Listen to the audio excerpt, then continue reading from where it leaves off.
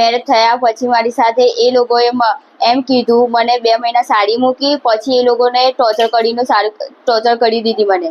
મારો પતિ મને બહુ મારતેલો કે જા તારા બાપા જોડે પૈસા લઈ આય, એસી વાળું ઘર છે, મારું પતરાવાળું ઘર છે, હું તો તારા જોડે રહેવા બી નથી માંગતો, તો સાડી મને નથી લાગતી, મને તો બીજી છોકરી જોડે પ્રેમ છે, એના જોડે હું તો જતો રહીશ, તું પૈસા નહીં લાવે તો.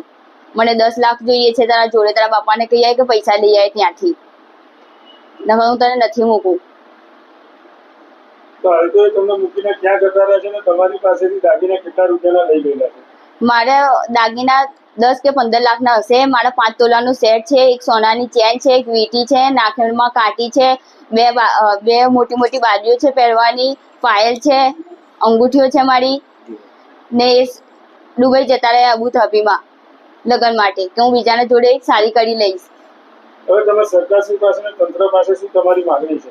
બસ એ મને ઇન્સાફ દિલાવે મને, તો આવી બીજી આ કોઈ છોકરી માટે બીજું કરે ના કોઈ છોકરો, ને મને ઇન્સાફ જોઈએ છે બસ.